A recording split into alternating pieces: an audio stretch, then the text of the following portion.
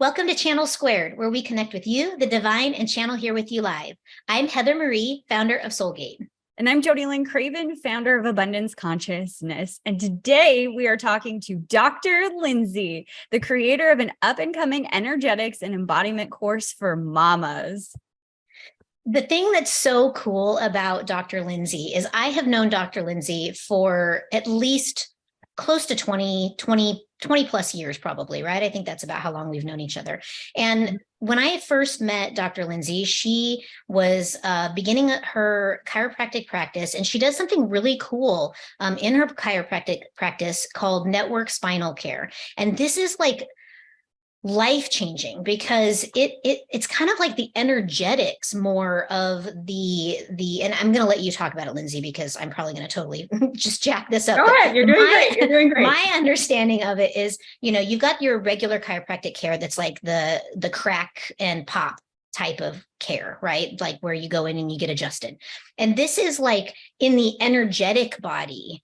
So like it's connecting all of those points energetically and like moving the energy through the various bodies in addition to the physical body. Did I sum that up right? You want to kind of correct and edit good. there? Yeah, no, you're good. Keep going. You got it. So one of the things, like I had this really profound moment once with Dr. Lindsay, and this was right after I launched Soulgate.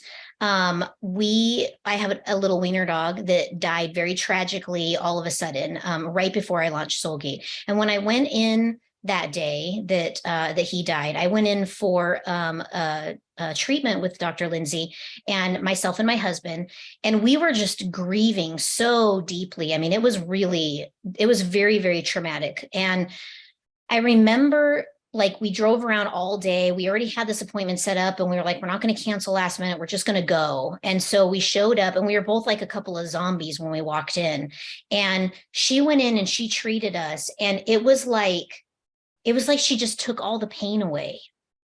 Like we were able to actually move on with our life because of that treatment. And so this is the power of like the gift that Dr. Lindsay possesses. It's like she just can go into your field and just grab the shit and rip it out and replace it with like better, good, like magic. So like that was like a really difficult time for us. And I don't think that, like, I really put a lot of value in that particular experience that I had with Dr. Lindsay at that time, because, I was getting ready to launch Soulgate, and I don't know that I would have been in the capacity to actually launch something that I had been working on for, decades of my life, had she not been there to like grab on and move us through the muck in like minutes.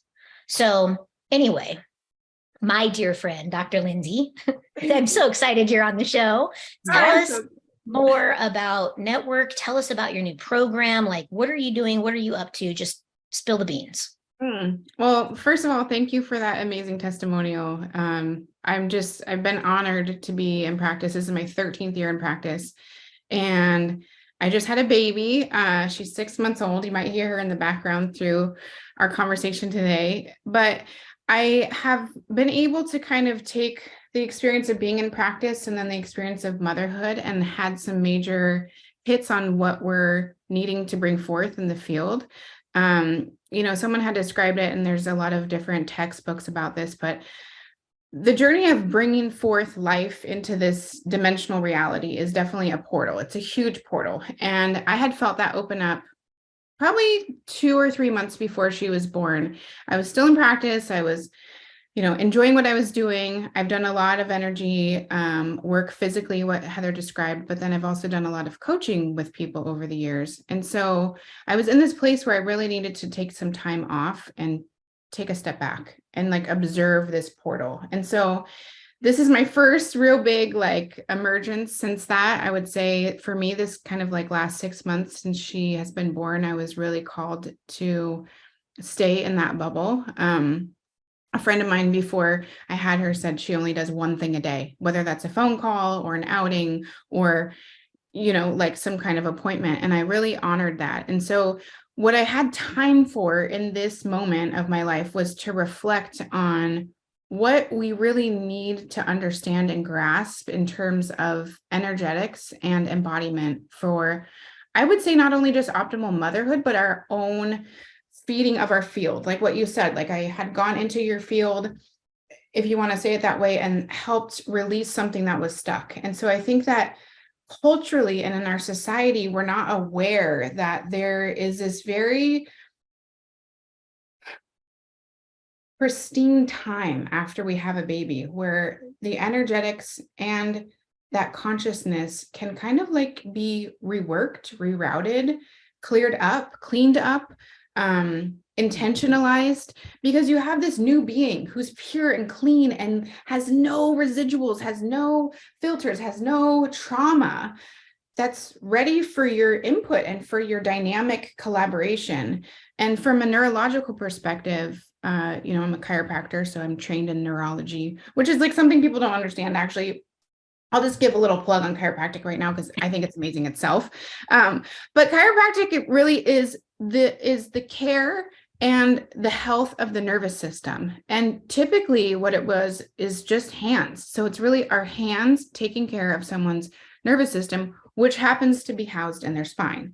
And so when you look at this from like an ancient perspective, we've also known that Kundalini energy runs through the spine, the chakras connect with the spine, and the chakras are actually areas where nerve bundles, where they discovered later, nerve bundles on a physical level are actually at the levels of the chakras. So we have this really pristine availability of connecting with our nervous system, with our babies, and with our babies, because they have a hopefully clear nervous system. And chiropractic is amazing with making sure that system is cleared from birth and also stays cleared.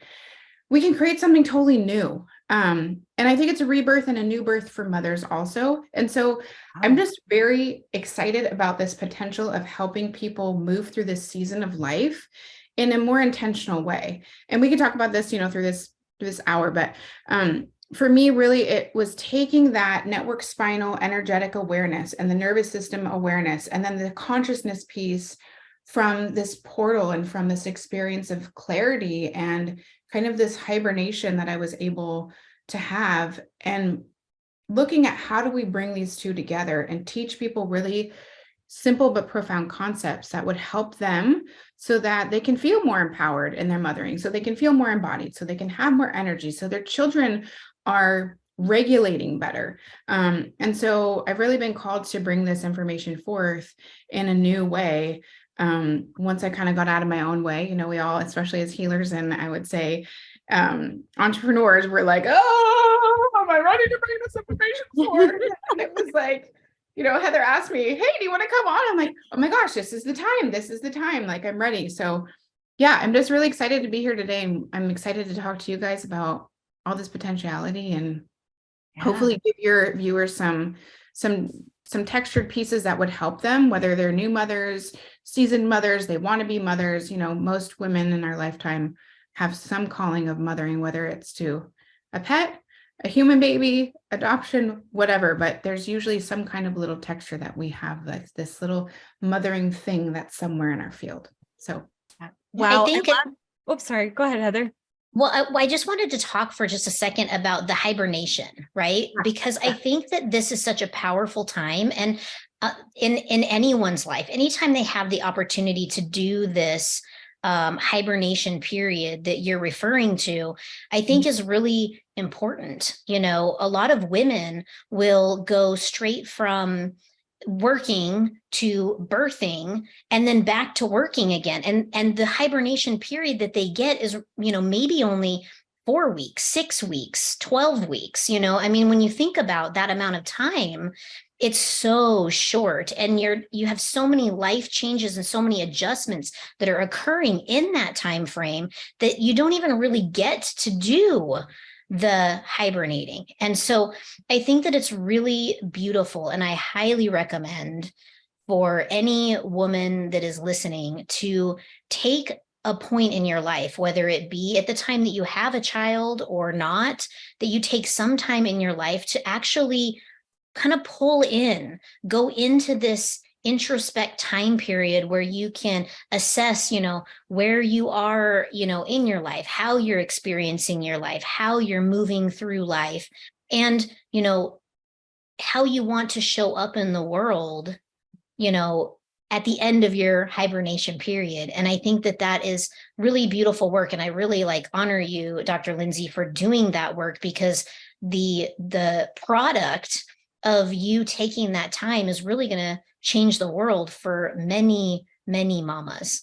So thank you for doing that. I'm sorry, Jody, I cut you off. No, it's okay. I agree with everything that you said, and I second it. And I just, wow, Dr. Lindsay, I have never looked at chiropractics as anything other than let's whack and smack you into back into position. I used to have my hips out all the time. So that's, pull here, pull there. Oh, it's back in and it'll be out in 5 minutes. That's how it felt. I've never heard anybody describe it the way that you described it. And second to that, I've never heard anybody describe childbirth in the way that you just described it, this portal opening and having this pure slate that is in front of you.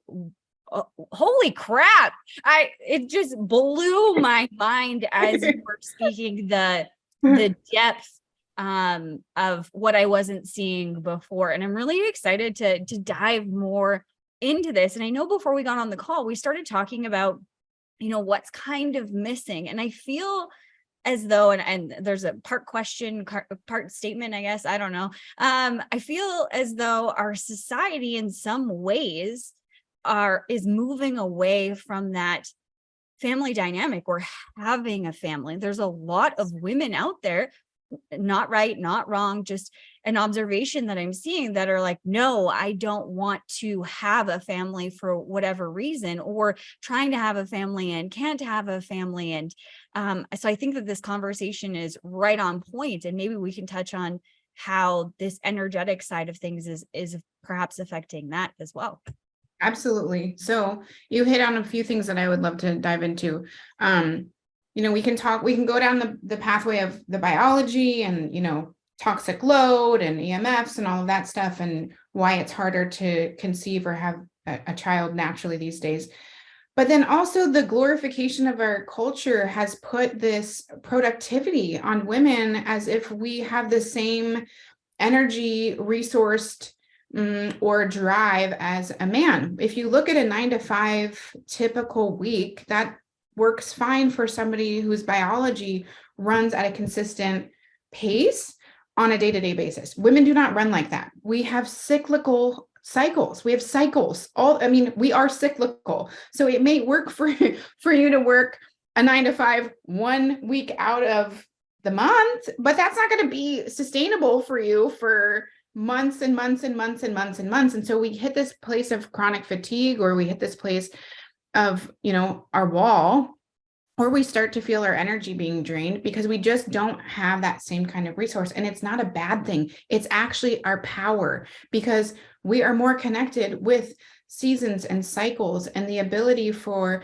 us to, be aware of what is wanting to come forth energetically, or wanting to come forth consciously, or wanting to come forth with where our attention goes. You guys are both amazing masters of channeling and energetics, and we know that we are a match for what we're experiencing in our reality, right? So I think what's happened is, not only are we being fed maybe on a physical level things that are not matching our biology, we're also being fed culturally and socially things that are not matching where we're wanting to go. And so the end result is somebody who's saying, well, I don't want a family. Why? Because nothing is supporting that to get them to that place.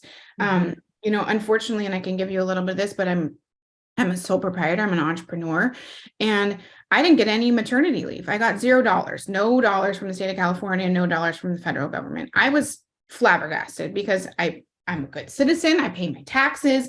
I've watched Jody, your stuff, and you were excited as you paid your taxes. Why? Because it means that you're making more money. It's yes, that's fine. I'm happy to do that. But there isn't this structure in place for us to be able to relax into the pause that Heather and I were talking about. There isn't this availability of this supported hibernation in this culture at this time.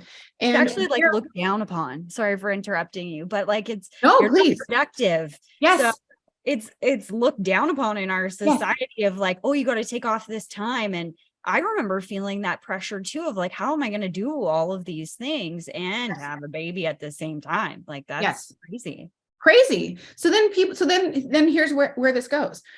You're forced into having a baby and not necessarily taking the time off before, not necessarily taking the time off after. I have a very good friend. We had our babies a few days apart.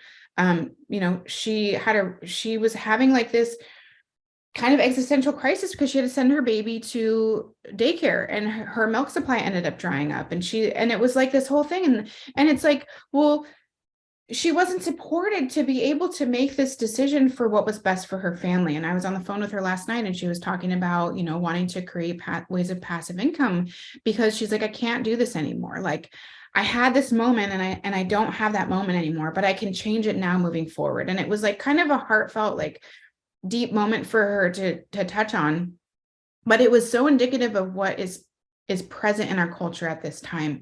And this concept of like having to go to work to pay for the house that you live in, or having to pay someone to take care of your child so you can go to work to pay for the house that you live in is such a backwards. It's so backwards. It doesn't make any sense. And so we're raising children who are now disconnected from their people. Neurologically, my baby and I are a dyad. We are one unit. She doesn't understand from her perspective that I am separate from her. So even like she's in the other room right now with my husband, which is great. And she's very bonded with him. But if that was an extended amount of time, it would be stressful for her. And so ancient cultures really believe that when children go to daycare and they start getting sick all the time, it's because their neurology, because their physiology, because their spirit is disconnected from what is natural biologically for them. So then they get sick. And I've seen this over and over and over again. When the kids start going to daycare, why, just because there's a few people together, are we getting sick? Or that doesn't make any sense. From like just a germ theory, we're all exposed to the same germs. Why are they getting sick over and over again? Because it's not natural. So we're not able to take this time of hibernation to reflect. And I mean, trust me, Heather, it took me a lot to sit there and not distract myself. I forced myself to not be distracted. Why? Because you can sit on social media. I could read a book. I could do all kinds of things while I'm laying there with my baby nursing her. But the real moment for me was like, I'm not going to get this time back. I'm not going to have this again with her. And even now she's 6 months old. She's not a newborn anymore. So she doesn't need me to lay in bed with her all day and just nurse her and be with her. Now she wants to explore the world a little bit, but she wants to explore the world a little bit. She doesn't want to go out in the world and be out in the world all day long and in car seats. And that's too much. And so I think really what we're looking at at this time in our awareness is how do we bridge what's expected of us, called of us, or like maybe what we're responsible for with actually what we need and want in our mothering. And whether that's, again, like your preconception, your conception, you're newly pregnant, postpartum, it's a whole gamut of a spectrum. And the gamut of the spectrum doesn't last just a couple of months. Like I read the other day that somebody was saying postpartum is really 2 to 5 years. I would say that's true. And I'll tell you why. And this is really interesting. There's some really cool, like I really geek out on like the science part and then how it connects with energy. But the brain rewire. You do? Okay. Yeah. Yeah, it's so interesting, but the brain rewires itself in order to take care of this baby. So I read the other day that the gray matter in the brain shrinks during the final stages of pregnancy into the new postpartum mom. Why? Because the gray matter is responsible for our interconnectedness with other people. So I'm really, you both are obviously really good at this too, but we can read cues from each other, right? It's not about all the words that you say. 90% of your communication with people is nonverbal. So we're primed, especially women, to be able to see things from other people and know what someone needs or what they're, experiencing, what their emotions are. That area shrinks postpartum because I need to be cued into one person, my baby. So even I found this, and I've had to kind of like mourn this and grieve this. And if you've known me at all, Heather's known me, I've enjoyed my motherhood journey so much. I have a 9-year-old son, and he's like literally the love of my life, and still is. I have these 2 other amazing people, and he's like, something about, there was some quote that it was like, a mother's last true love is her son, her first son specifically. And it's true. It's like the kid, it's like, I don't even know how to put it in words. I just want to eat him. Like, and he's 9, and I'm still like, it like overwhelms me. I just want to eat him. But I really enjoyed that part of my mothering, and to some level, I'm like missing him, because my brain is so cued into the baby that even what he is doing over here, singing songs and into all these other things, it's like, this is overwhelming to me, because everything has shifted to keep this little thing alive. And we live in a time, obviously, that we're not being attacked by bears and lions and things. But still, our brain is like, I have to keep this thing alive. This is my number one priority in life right now. And this is a short season, but it's like, that's the number one thing.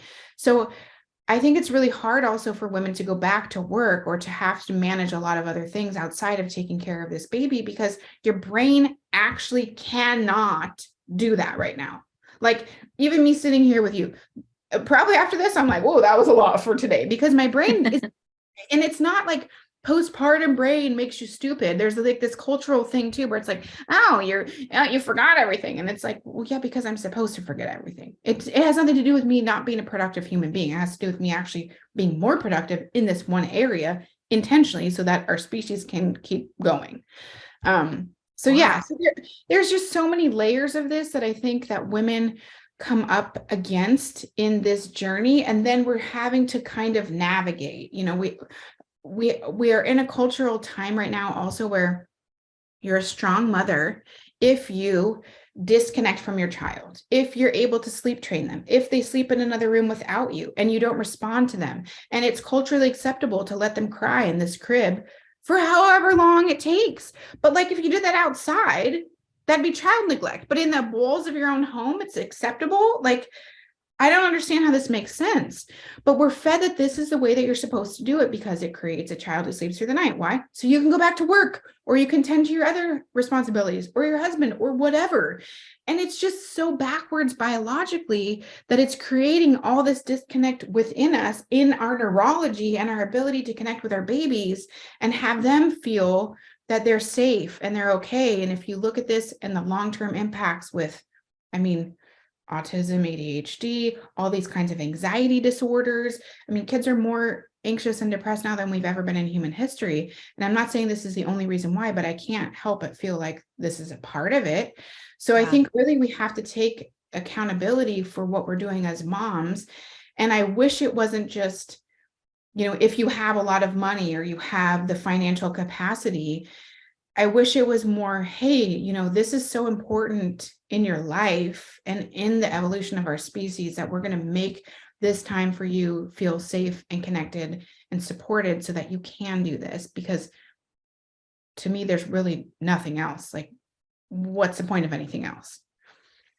Well, and I think, like, first of all, that is like absolutely mind blowing. But one of the things that you're like really talking about too is what happens epigenetically to you and to your child, and like, how does this actually, and this is something that I've actually been very passionately looking at myself, as you both know, my husband and I have been trying to have a baby now going on 4 years, and it's been a process. And, I'm going to be an older mom, I'm going to be 45 this year and still working on my first baby. And the thing is that one of the things that in all of the work that we've been doing is about, what do we need to do for ourselves to change our, epigenetics, so that our baby has the best possible chance. And a lot of what you're talking about, these developmental disabilities, are formed because of epigenetics.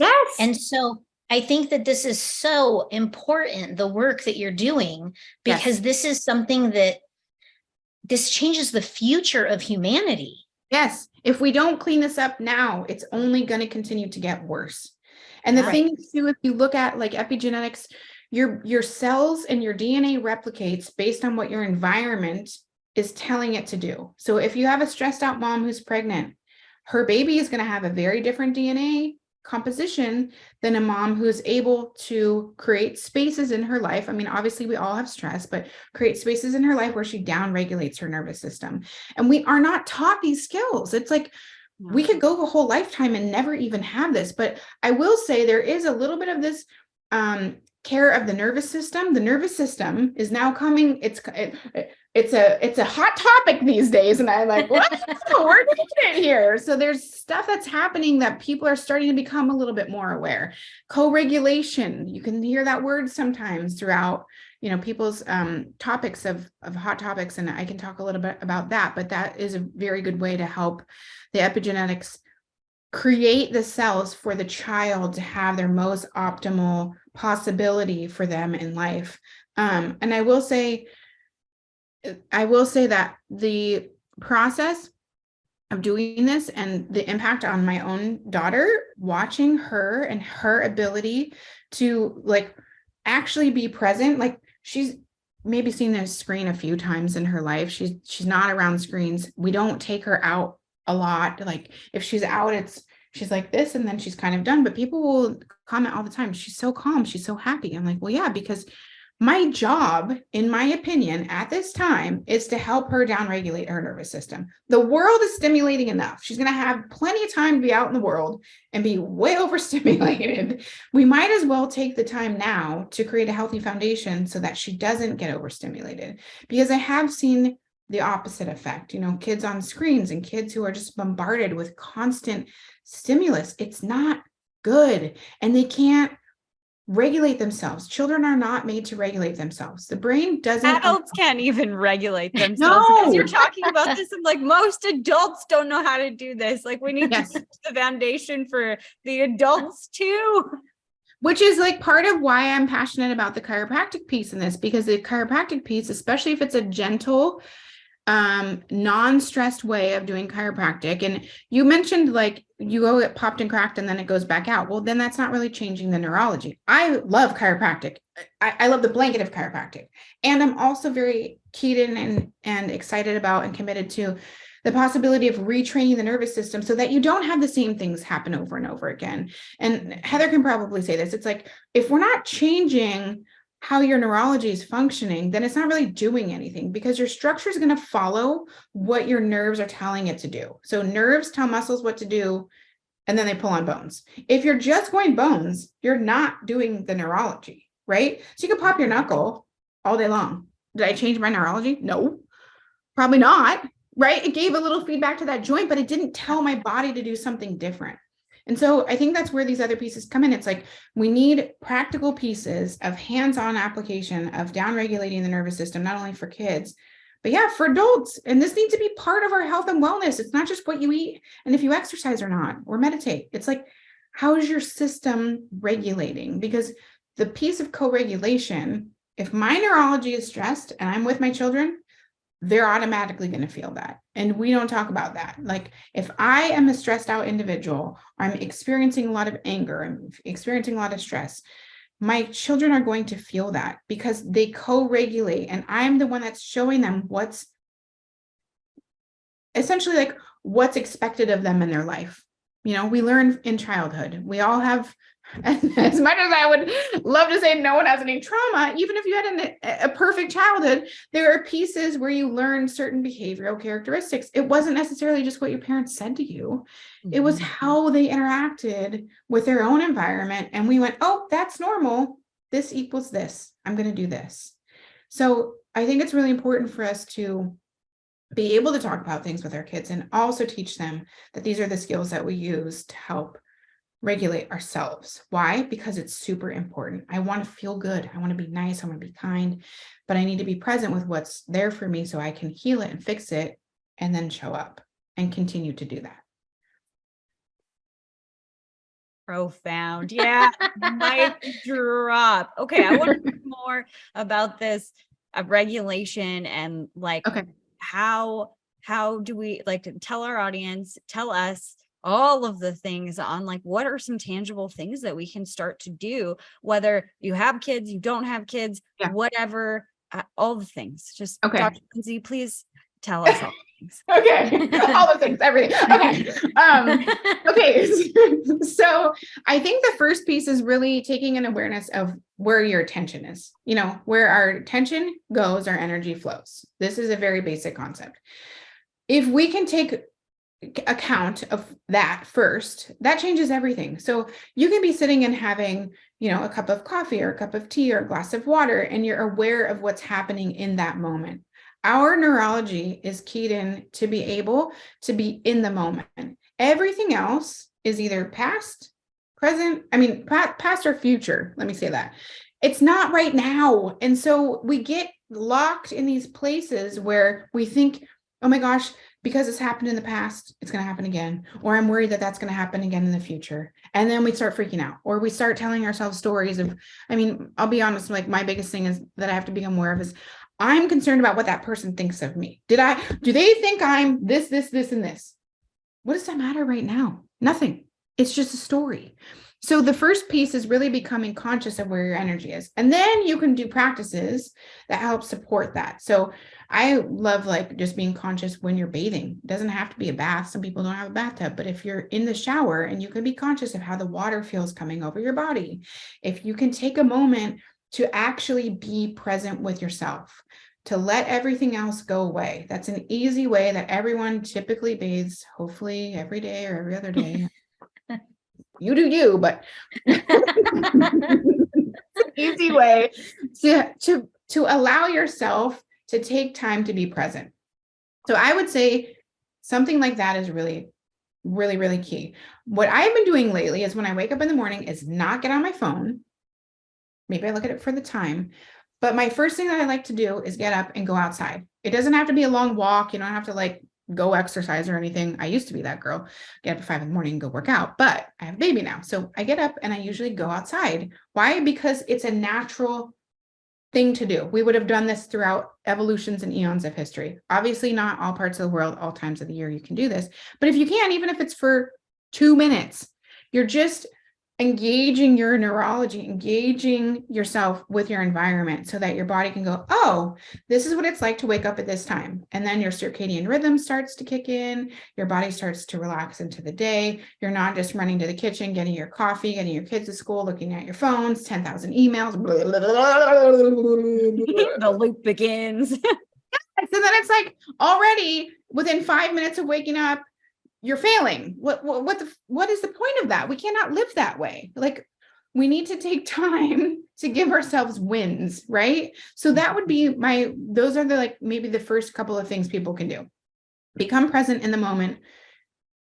Take your bathing time, which is water, which is really great to clear your energy, as something that is a self-care. Because some people don't have time for self-care. You might not have time to meditate for 30 minutes. I get it. Like that's not always feasible. And then go outside. We need to be outside and we should really move our body. Whether it's 10 or 15 minutes of a walk a day is life-changing for people. From a geek out perspective, a science perspective, they show that 20 to 30 minutes of walking every day decreases your risk of all kinds of diseases such as diabetes and heart attacks by like more than 50%. It's insane. Which, wow. It's like all these little things add up if we let them add up. So if you just put a few things, maybe at the beginning of your day, you go outside, don't look at your phone right away, have your coffee, being present with what's in your mouth. At the end of the day, you go for a little walk, 10 or 15 minutes, doesn't have to be anything strenuous. It can be very leisurely. Bookend your day. Start off on a good note, end on a good note. Just being present. If you want to take it up a notch, you could like listen to a podcast or have something exciting that you're goal setting or gratitude or something to that extent. But if not, then that's okay. If the walks or the morning stuff is with your kids, fine. I would say that those are really good places to start and very, very easy because those both will down-regulate your nervous system. You want to know about co-regulation or just regulation in general? All the things. Okay. Okay. All to us. So I love this concept of co-regulation, and it's really something I've been geeking out on pretty consistently. You're both married. Mm-hmm. Mm-hmm. So you know what it's like to co-regulate with one other person, right? Mm-hmm. And I'm sure that you played around with this, and I do this all the time. If I'm happy and joyful and I'm like, woo, in my like connected space, what is he like? Oh, he's better. He likes it. He's more jazzed up. He's more excited about life. And obviously this is not like feasible all the time. I'm going to have times where I'm like, oh my gosh, I'm a woman. Right. Right? We're all the things. I'm going to cry. And then 2 seconds later, I'll be really happy. But I like to play with the energetics of this because we always have energy moving through our system. So if you really look at this in terms of relationships of any kind, there's you, there's the other person, and then there's the relationship. It's kind of like that Venn diagram. So there's me and you, and then there's this thing in the middle. And so when you really look at how co-regulation works is I'm with you guys right now. We're actually co-regulating, even though we're over a computer screen. We're feeling each other's energy. I can feel you. You can feel me. You don't have to be a channeler to know this. We know this, right? Right. So if I'm bringing something that's beautiful or exciting or energized to the table, your neurology has 2 possibilities. It can rise up, and this is an energetic, but it's also a neurological concept. Mirror neurons are responsible for this. Energetically, we know vibration is responsible. So it's both. This is where the science and the energy comes together. So my mirror neurons are working with yours right now. Like Heather's face looks pumped. She's engaged. I'm like, all right, keep going. If she looked like, I would be like, okay, I got to change my topic. Okay, I need to say something else, right? So this is mirror neurons. This is reading into things. This is co-regulation. When we live with people, we're constantly co-regulating with them. So the 5 people you hang out with the most are the most influential on what your finances, your money, your energy, blah, blah, blah. So we know that.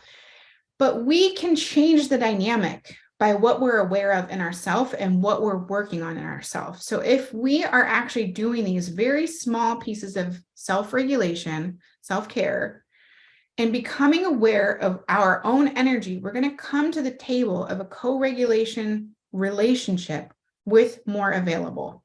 And so if you keep doing that over and over and over and over again, watch how your life changes. Watch how your relationship changes. Watch how your dynamic changes. If I come into my marriage and I'm like, this guy is a jerk. He's not taking care of me. He doesn't get me. I can't say anything. And I'm thinking these thoughts in my head. I mean, you don't have to say this to a person. You can think these thoughts about somebody and watch them shrivel, literally. And I really feel like as women, we are very, very, very, very, very powerful at this because we are aware of so much more.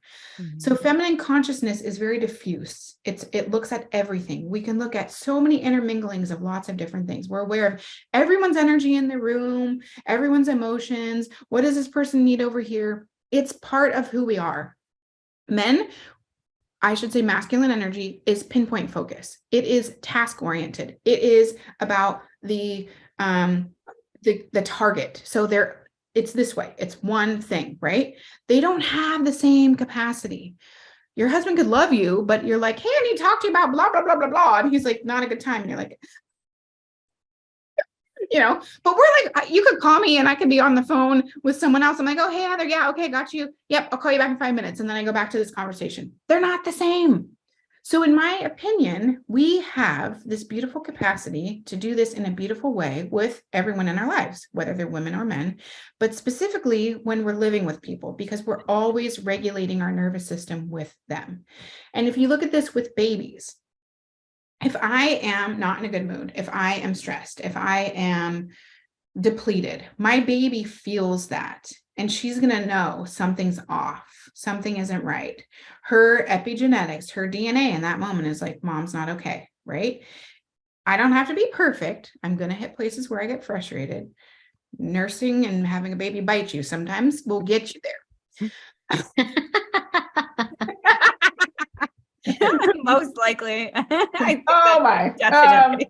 But if I come back to my place of my centeredness, and I'm really looking at this, I will say that one of my biggest philosophies in parenting is I'm going to parent the way that I would have wanted or would have needed to be parented. And that is not any knock on my own parents, but how would I want to be parented? How would I want my mom to be towards me? That's how I gauge myself as a mother. Is like, I want to be the quintessential mom. It doesn't mean I have to be perfect. In fact, I can show my flaws and still have this beautiful dynamic with my children, because I'm showing them that it's okay to be imperfect, but I can recover. You too can be imperfect and recover. So we're always intermingling all these pieces of regulation with each other, specifically the people who are physically in our environment all the time. And it could also be people who you're on the phone with all the time. It could be people you're just involved with all the time. You're always co-regulating with them. And so I think really what we're looking at there is, how do I take responsibility of my regulation system? So when I come to the table with you, I can bring the best part of me forward. And if I can't, I'm at least aware enough to say, here's what's coming up for me. I need to work through this. And then I'm going to go back and take care of myself and then come back to you. Yeah. Makes sense. Wow. Isn't she fantastic? So good. I told you, I was like, you're just going to prepare yourself to have your head completely blown off your shoulders. Oh my gosh, there's so many things, like mic drop moments in my mind, Dr. Lindsay, like from, tip to tail. I don't know where that comes from, but I've been saying that a lot lately, but from the very beginning, I just feel like, yes. I love this conversation. It's so incredibly amazing. I have a question though about like going through your cycle even, or, when you get pregnant or whatever. We have also been on the, practicing journey, awaiting an arrival of a baby whenever we are blessed with that. Yes.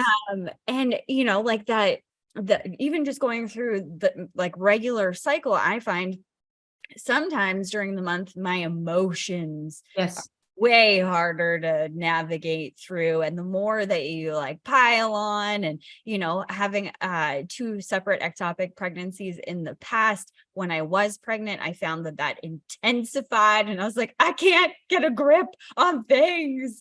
Can you speak to going through those cycles in terms of like the scientific, the energetic, everything you were talking about before, and maybe how to just allow that, like give yourself a break, or I don't know, any advice on that?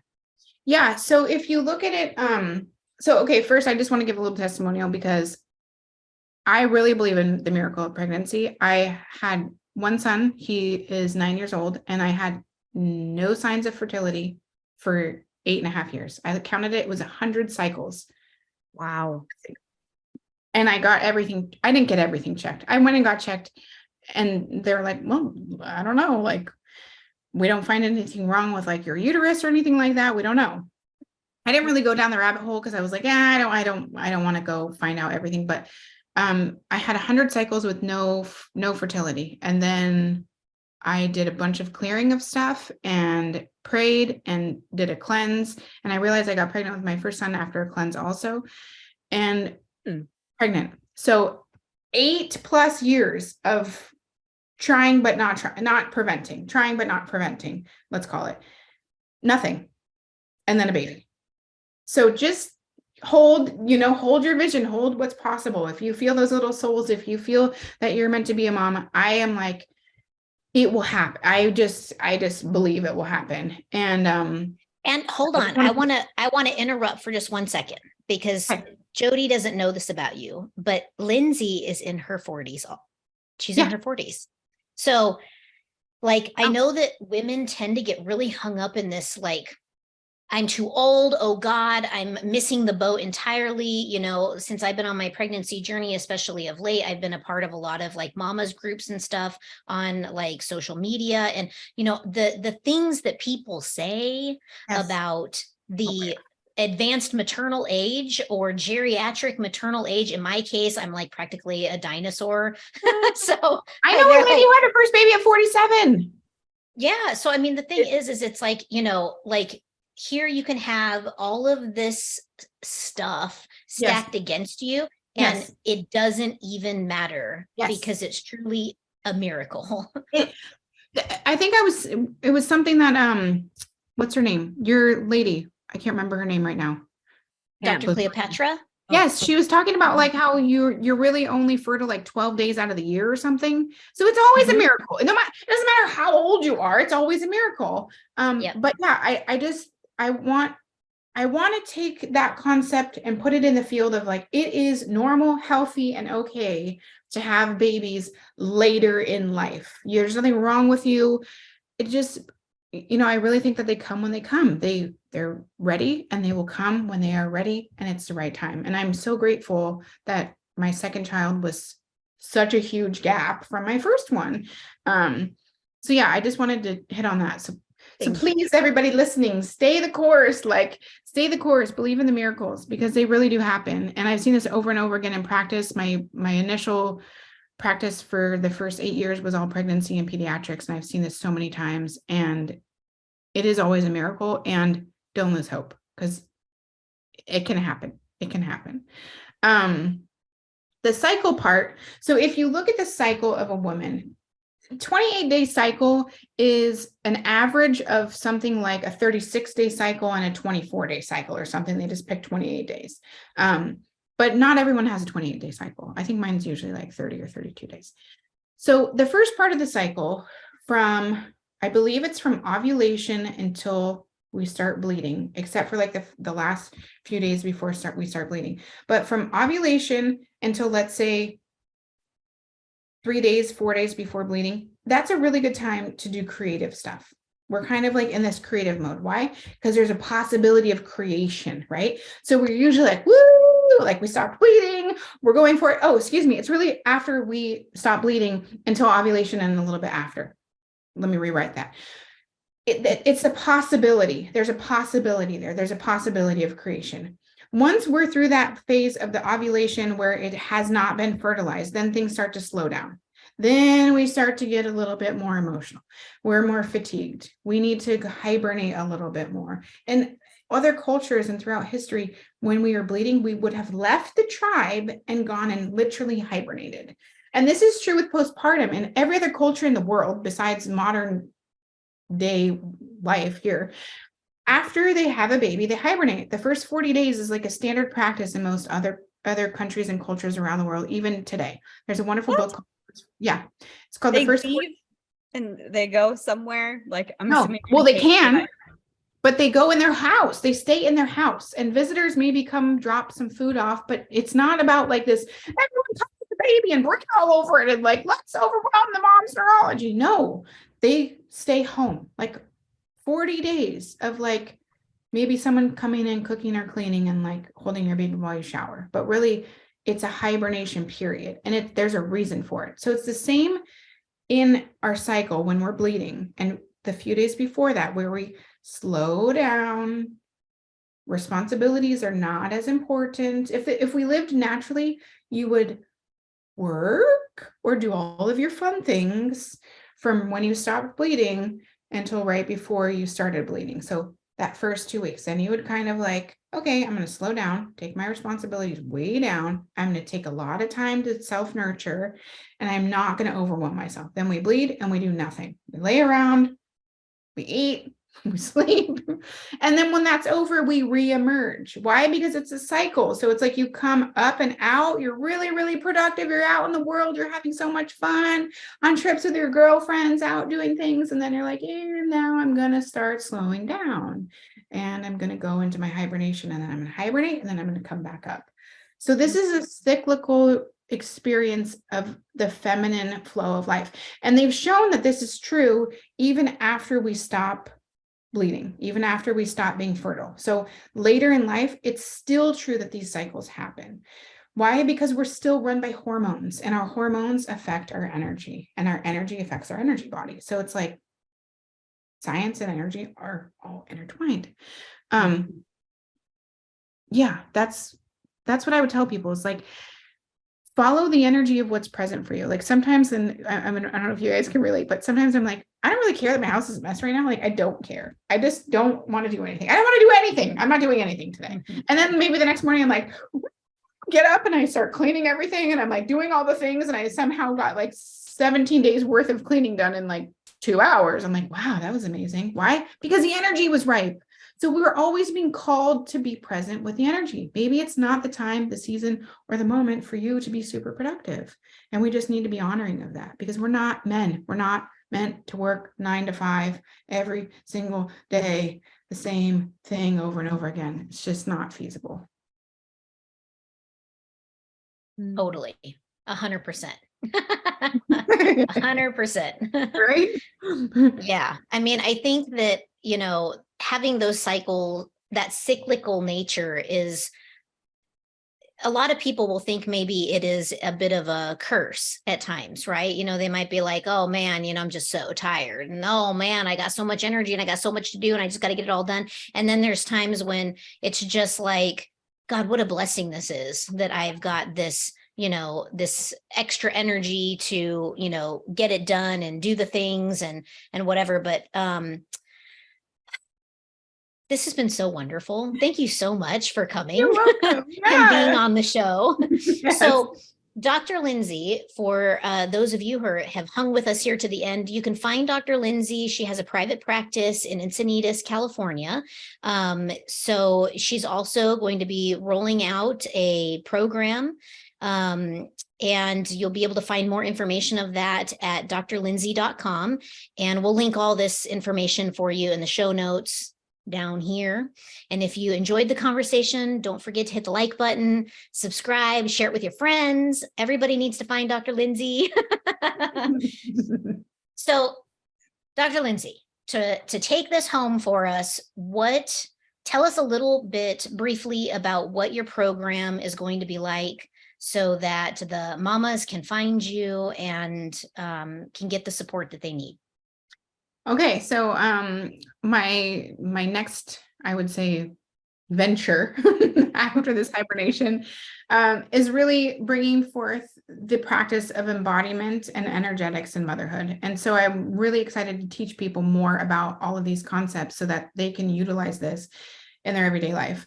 I do already have one course created. It's called the Empowered Mama. It's all about the options that people have and teaching them that they are really in the driver's seat during their pregnancy, during their preconception time, and during their postpartum time. And so we dive into a lot of the concepts of the first 40 days and postpartum nutrition and nutrition during, pregnancy, and options with how and where to birth and the consciousness around that. So that one is already created. Like I said, it's called the Empowered Mama. The next one is going to be energetics and embodiment of motherhood, because I really feel like that is ripe on the conversation at this time. And we teach from where we're at, right? So this is where I'm at this moment in life. And so my idea and what I would really like to create is a community so that people can feel held and seen and heard at this time, because we just don't have enough support in our culture. And so that's going to be a big part of what that piece is. And you'll be able to find, like I said, like Heather said, all of this at drlindsay.com. And my practice in Encinitas is still there. I'm there a couple hours a week. I do the work for people as well. So I'm really connected to holding space for people on this journey of motherhood, wherever that is and whatever season that is in your life. So I'd love to support you with words, with energy, with physical presence. Wow. Beautiful. She's my favorite. Oh, thank you so much. I'm so excited for you guys. My new favorite too. Thank you. Absolutely. Thank you very much for coming on the show. And Jody, do you have anything left that you want to share, drop in? No, I feel like you did such a beautiful job explaining and bring so much new awareness to the table. And I wholeheartedly agree at this time. We need this tribe, we need this support more so in our society, more so than ever before. So, bless your heart for bringing it to the world. It's the right time and the world needs you. So thank you, Dr. Lindsay. Thanks for coming. And thanks to everybody that was watching, and we will see you next week. Thank you. Bye.